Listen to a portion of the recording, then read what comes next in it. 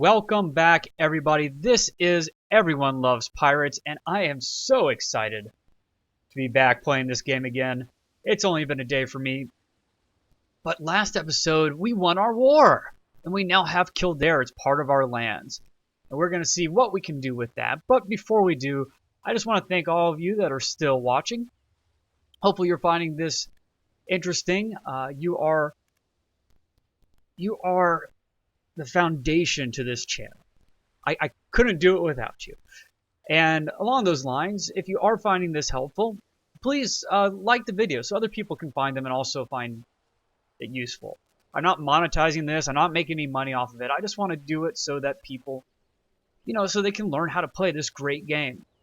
And hopefully if you don't own the game, you're just watching these videos, you'll see how much fun the game can be. And that it's really not as difficult as people say to get into. And hopefully you'll pick it up. So with that being said, let's get back to the game. So as usual, what we have here are a couple new things we can do, or at least things that the game is bringing to our attention. First of all, the war is over, so we don't need our troops raised anymore. We still have that vassal levies raised too long warning. So what we can do is disband our troops. We select them. And we go to this disband unit. We can also do it from the military screen. We can dismiss our personal levies and our vassal levies from here. That's one way to do it. One thing you want to keep in mind is if you dismiss your armies, your levies outside of your territory, had they been like over here in any of these lands, only about half of them will make it back home. Since they're in not friendly lands and they get lost or killed along the way, wild bear attacks, who knows. So just always try to get them back home. Luckily, once we took Kildare, it became part of our land, so we could dismiss our levies there and not lose any. And the game will warn you if you're about to lose some of your army by dismissing them in hostile territory or not friendly territory. So eventually this vassal levies raised too long penalty will go away.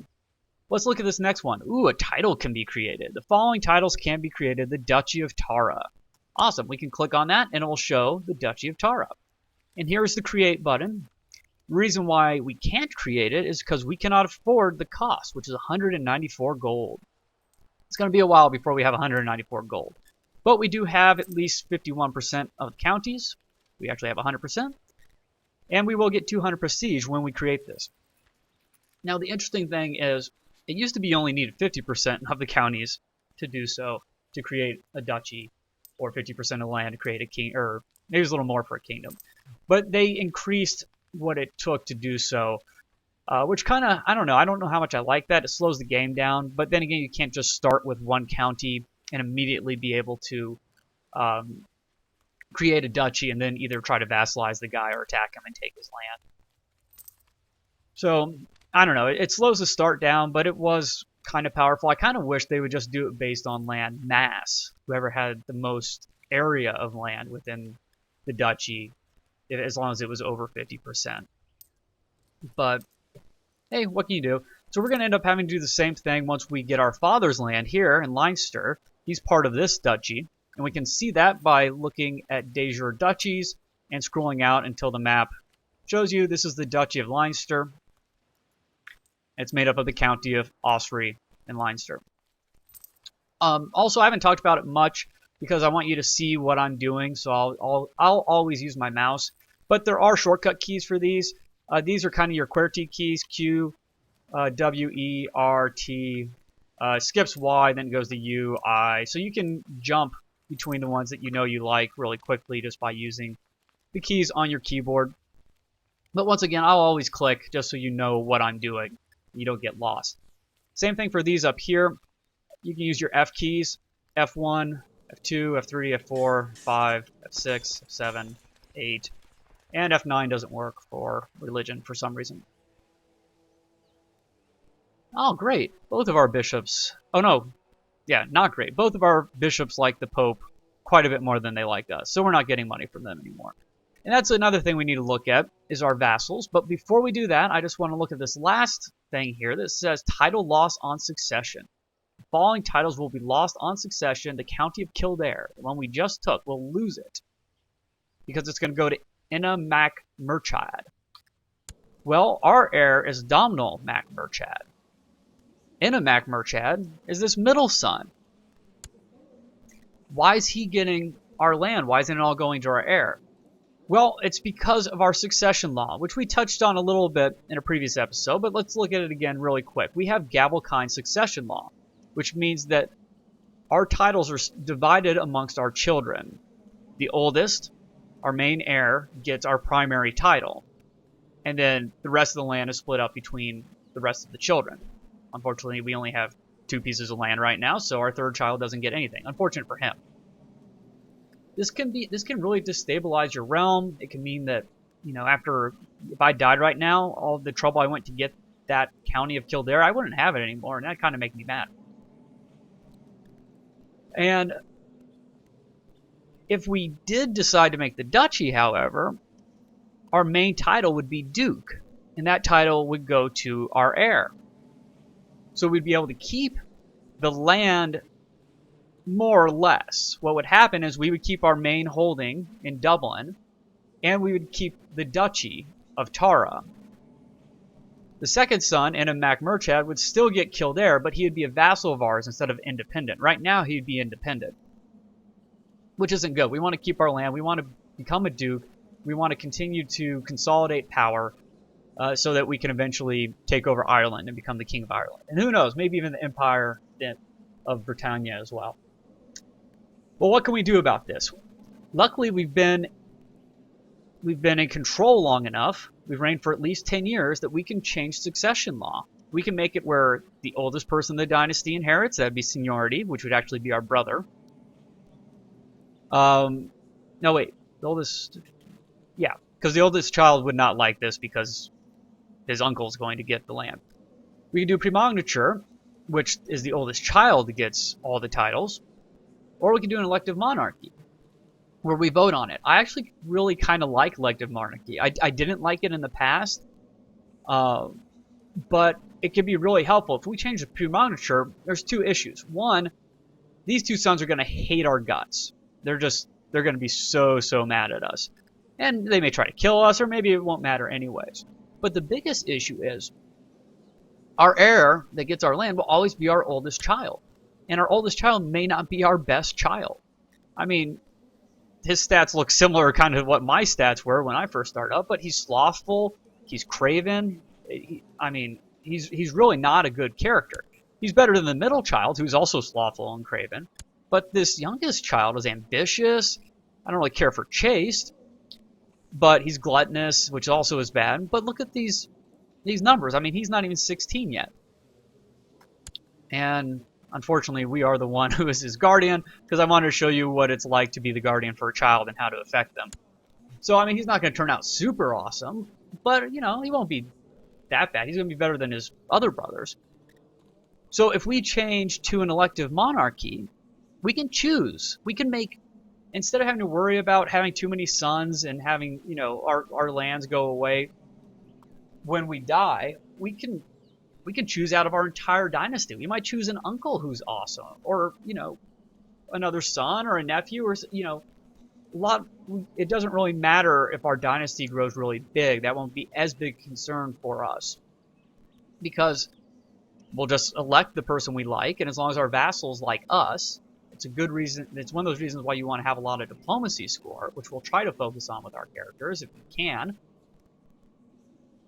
But as long as our vassals agree with us and vote for the person, we're not trying to put some, hunchback, lisps, homosexual idiot into power, then they'll probably want to put the best person in power too. And they're going to choose from within our dynasty, and we'll be able to play as that person. So I actually really do like elective monarchy more now. It says monarchy even though we're not going to be a king for a while. I will choose that, but I'm not going to choose it now because it is going to piss off pretty much everybody. So, I mean, if I die for some strange reason, then, okay, I'm screwed. Gavelkind, I lose my lands. Hopefully I'll at least be a duke first. But I'm going to wait until, everyone likes me more.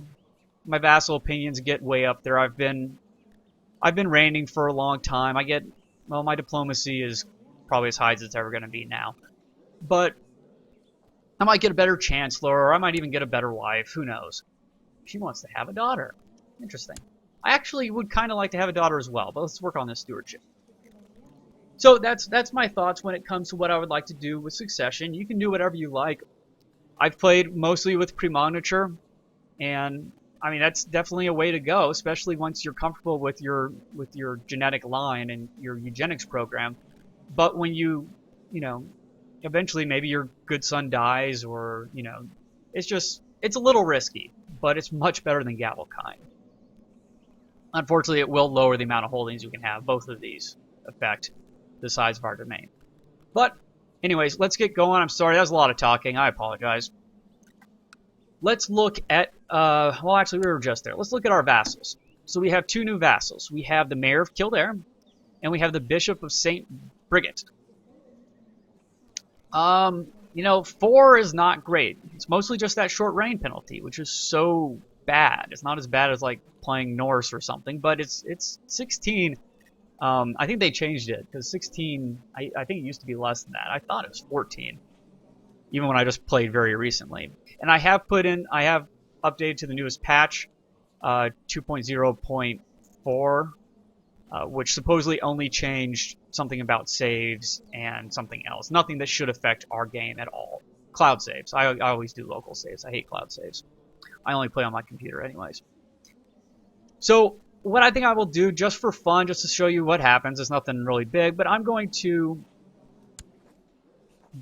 diplomat this guy. I'm going to diplomacy his face with an award, an honorary title, just to bump it up a little bit. I usually use this just to push them up to that like special number, that special threshold that you have to get past. But I don't really want to like bribe him or anything, and the score will eventually go up a little bit. So we'll just make him, let's say, the master of the horse. Man, I hate it when my mayors, it's an elected position. You can't choose who these guys are. You can't even get them married. You can't even recommend that they get married to try to boost their stats. And so this mayor has 0 stewardship. So he's making 0.26 gold per turn, and I'm getting a very, very, very tiny fraction of that. So thanks to his crappy stewardship, I'm only getting 0.8 gold from him per year. And actually, that's a good thing that I should probably show you is how do we know where's a good place we can look at just how much money we're bringing in and what money is costing us. Well, let's click on our main holding, which happens to be the County of Dublin. It's always going to be the one right next to our portrait. And we can see here our income. So from our domain, we are getting, from the County of Dublin, we're getting 14.3. From the County of Kildare, we're getting nothing. And we're getting plus 20% to that from our stewardship. Feudal tax, those would be lords underneath us. We don't have any lords underneath us. Once we're a duke, we might have count vassals, earls in Britannia here.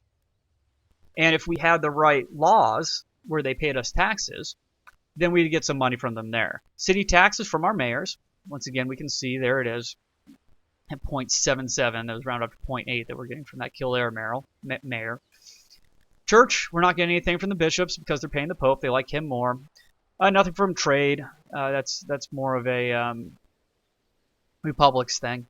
And we get our yearly total there. We're getting 25 gold per year, basically. Our levy upkeep, for having our levy up, was costing us 18.6 gold per year. So the total is that, and that's our current balance. Oh, no, sorry. That's the... why isn't that quite adding up? Oh, sorry, that's the yearly total for expenses, and then minus that from the yearly total to income, and you're getting your balance. There we go. And we haven't unpaused yet, and it'll take about a month or so, or 15 days, or maybe to the first of the month. It takes a little while before all this will update now that we've gotten rid of our levies, and we'll see what we're making from Kildare. But why aren't we making anything from our holding in Kildare? We can always expect money from our holding.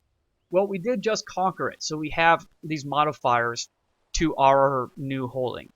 It's recently conquered, so the levy size is much, much smaller. We can't get hardly any levy out of here. The local taxes are basically nothing. Reinforcement rate is nothing. We also have a new administration penalty, which means the local tax modifier is decreased by 30%, and the levy reinforcement rate is decreased by 70%. This one expires not too long from now, in about year and a half. This one is actually the same. That's good. Depending on what types of holdings you take, their culture and various other things, religion, some of these things, some of the negative modifiers can hang around for years and years and years, decades even. So we made, we'll look at our vassals again. We made our mayor here in Kildare like us a little bit more with the Master of the Horse. I'm going to start it going again. I probably should have done that earlier because not a whole lot's going to happen here right away. Vassal levy modifier will go down after a while. We have to wait until we have about 200 gold to do that. And hopefully we'll get a few little events pop up, mainly for improving stewardship or for our ward, our son that we are gardening? We're taking weeds out of his hair. No, our son that we are tutoring, more or less. The other thing we can do, we can continue to do intrigue events, go on hunts, hold fairs. I don't think I've done a fair for you yet. Oh, goody. Okay, well, this is something I meant to do, and I forgot to do it, and we lost our opportunity for now. So one of our bishops died. If you look here, we have a new bishop that really doesn't like us. Only +3. He doesn't like us because we're lustful and the short reign because he's brand new to us, and he really likes the Pope. This Pope is good. Hopefully he dies soon. But we can appoint successors. We have free investiture. So we can determine, instead of just some random guy showing up, you know, some lapdog of the Pope, we can choose who becomes the successor.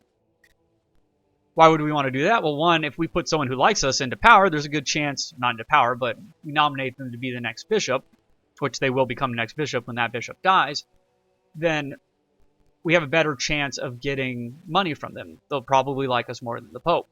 The other thing you can do, and let's see if it says it here anywhere.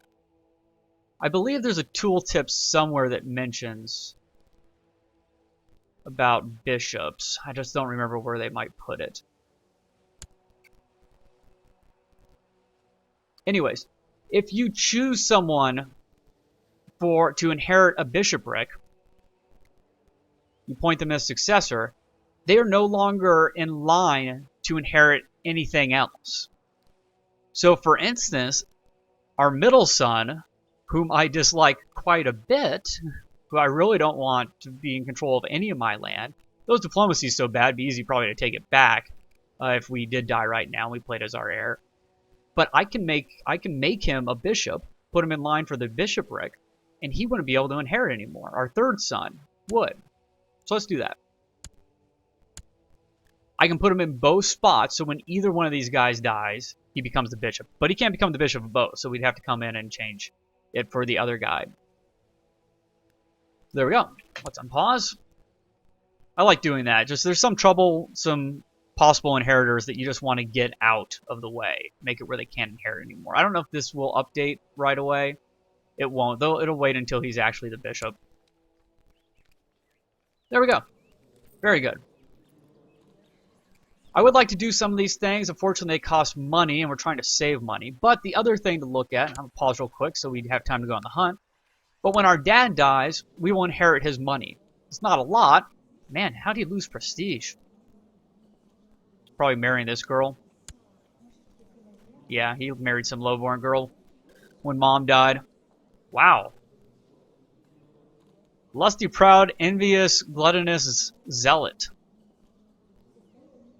Decent, charismatic negotiator there. We do want to keep an eye on our third son and just make sure that we change his guardian from us to someone who might give him a better focus when he turns 16. I always forget to do this. I'm going to mark him as special interest. That might help, but it won't tell us the day before he turns 16, unfortunately. When's his birthday? January 1st. So I'll try to stop the game before January 1st every year. But heck, you know what? Let's just go on a hunt. This could be dangerous. We could kill our character. But hey, fun is fun. The unknown is fun. I'll bump it up to speed 3 since we're not doing much. This might be an uneventful hunt. I can hit the plus and minus keys on my keyboard on the number pad, or just go up here and click them to make it go faster or slower. The dogs have caught the scent of a boar in the forest. This is a chance of getting a mighty boar slain. We can leave it to the peasants, and that makes us craven, which is not good. 30% chance we become craven. Or I can face it with my spear, 5% chance of wounded, and we get Master Hunter for 2 years, which gives us more prestige and a little bit more martial. It's always kind of nice to go on a hunt before war, just because you get a lot of events like this. You can bump your martial ability up. I think it helped us in our war in the last video. So we'll go after the boar ourselves. You'll see here that now we have Master Hunter. We didn't get wounded. It would have told us if we did. Once again, I don't really mind wounded so much, especially since we do have a positive modifier to our health, because when it scars up, we get some more prestige every month. 10 prestige. So this new dude that just popped up in our court that doesn't like us, he wants to become court chaplain. And guess what? He is an awesome court chaplain. He has the highest learning. Mastermind theologian.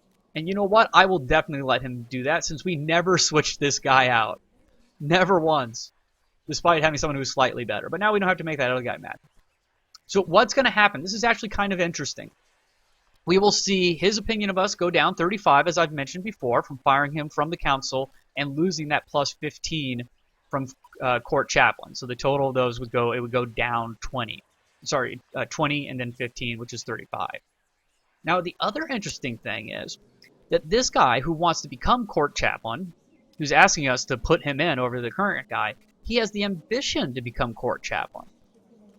What does that mean? Well, when we make him court chaplain, when he succeeds with that ambition, it'll actually increase his learning by 1. Whatever trait controls that position, so learning, intrigue, so on and so forth, that will go up by 1 when he gets that ambition, when he fulfills it. So that's a great way. Not only is he good now, he's 16, but he'll actually be 17 when we put him in. So let's do that. You are now my court chaplain. So when I unpause, watch this go to 17. Boom. There you go. That's another thing we need to look at. It's too late to do another hunt now. Yeah. But we may want to do a feast, because I want to show you what feasts do. Now, it has to be after November, which it is. We have to have a prestige of over 100, which we do. We have enough wealth for this, though it is going to cost us quite a bit of money. But what it also does is you can only do 1 feast per year.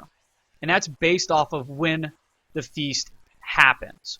And I've just found, I haven't really done the math, but it seems like every time I do a feast, start the feast, like on November 1st, it doesn't allow me, I feel like I have to wait longer to do my next feast. Because it takes a while, you're killing boars, and you're getting food, and you're hiring people to entertain.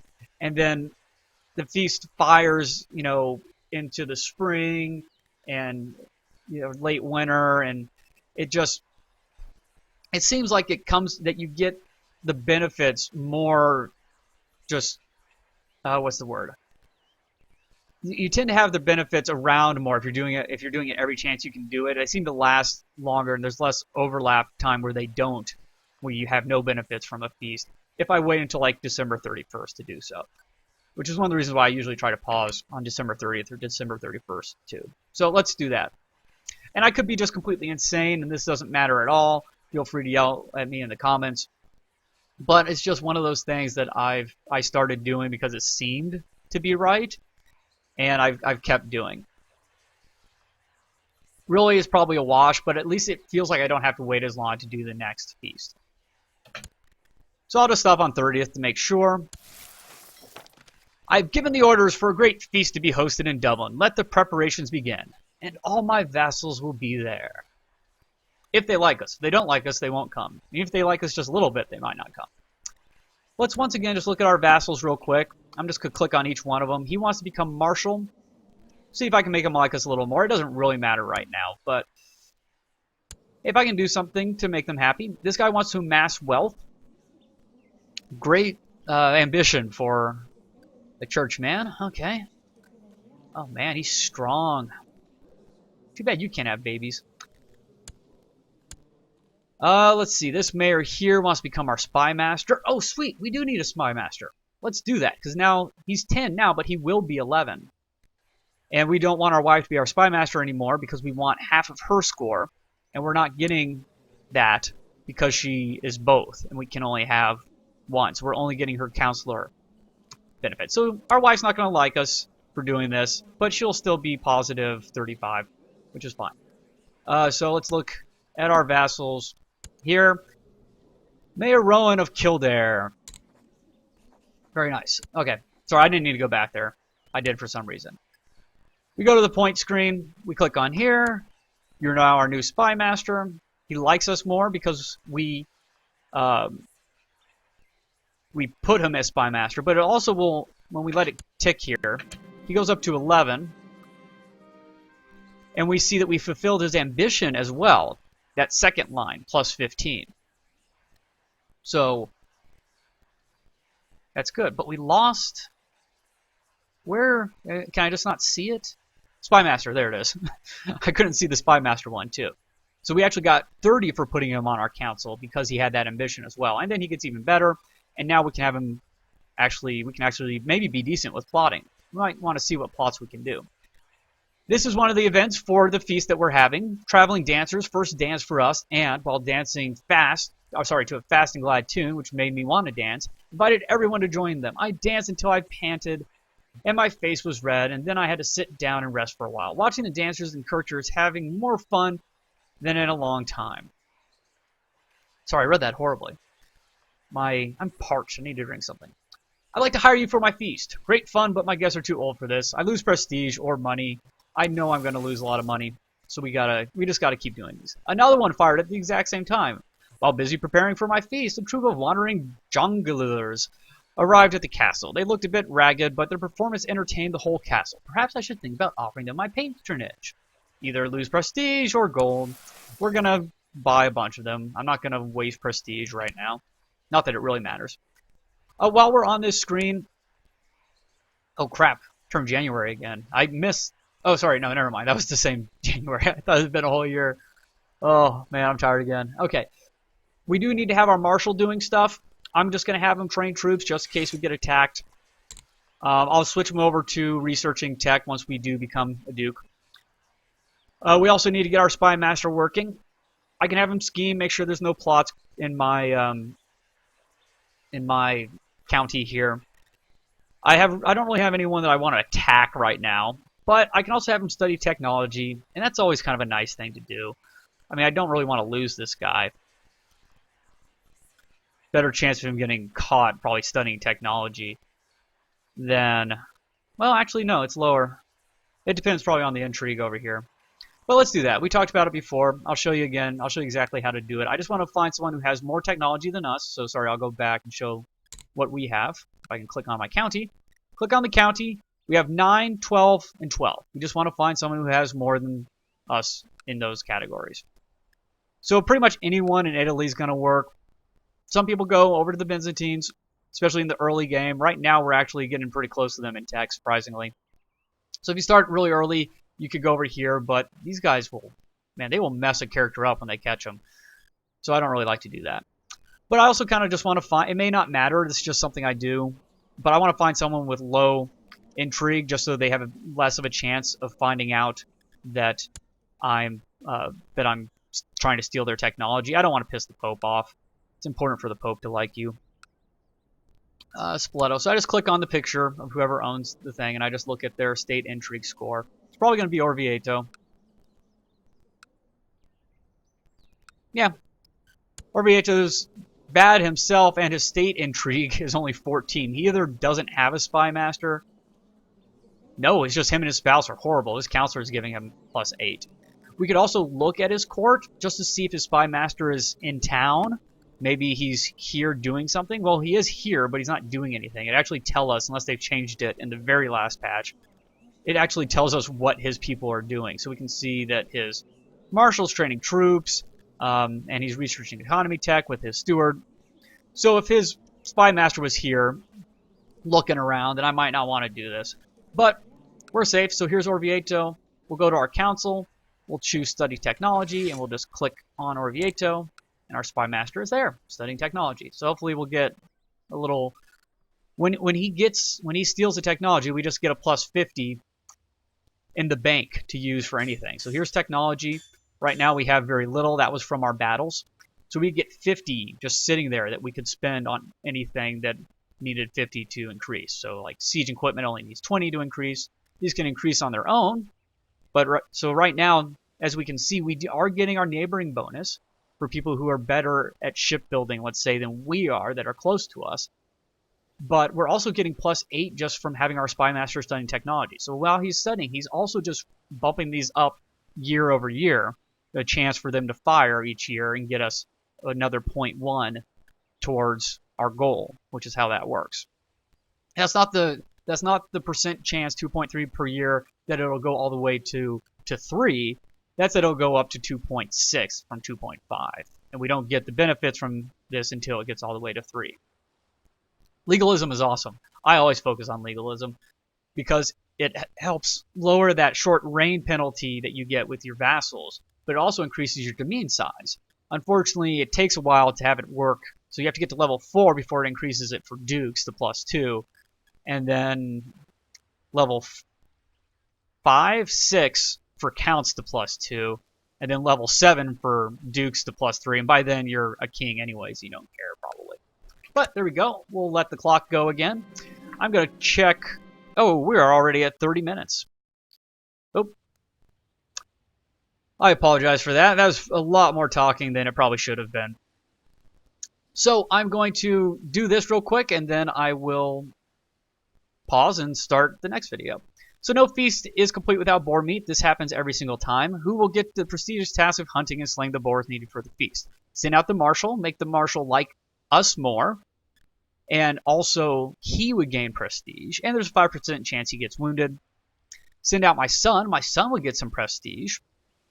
Don Chad, our heir, he would like us more for 2 years, and a 5% chance he gets wounded. I will hunt the boars myself.